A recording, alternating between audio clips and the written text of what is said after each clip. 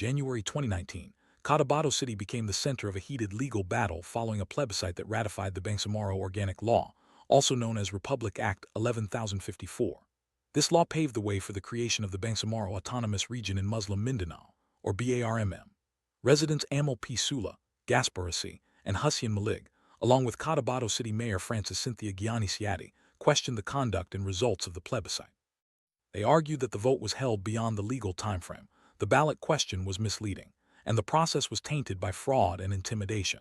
Their concerns reflected the deep divisions and high stakes involved in Cotabato City's inclusion in BARMM, setting the stage for a significant Supreme Court case. Petitioners, including the city's mayor, brought their grievances to the Supreme Court through a Rule 65 petition for certiorari. They claimed that the Commission on Elections, or COMELEC, committed grave abuse of discretion in administering the plebiscite. Their main points were that the plebiscite was conducted outside the statutory period, the ballot question misled voters, and the process was marred by fraud, intimidation, and other irregularities. They sought to annul the results, arguing that these issues undermined the true will of Cotabato City's voters. The mayor's intervention underscored the seriousness of the allegations and the potential impact on the city's political future. The Supreme Court ultimately dismissed the petitions, siding with COMELEC. The court explained that COMELEC acted within its constitutional mandate to enforce and administer election laws, as provided under Article IXC, Section 2(1) of the Constitution. Importantly, the court clarified that allegations of fraud, coercion, misleading ballots, and logistical defects are factual matters. These are not proper for resolution in a certiorari proceeding, which is limited to addressing grave abuse of discretion.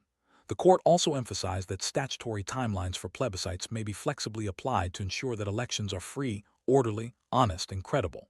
In the end, the majority vote in Cotabato City was upheld, and the city's inclusion in BARMM was deemed valid. The Supreme Court's decision in this case established an important legal doctrine. Plebiscite irregularities are factual, not for certiorari.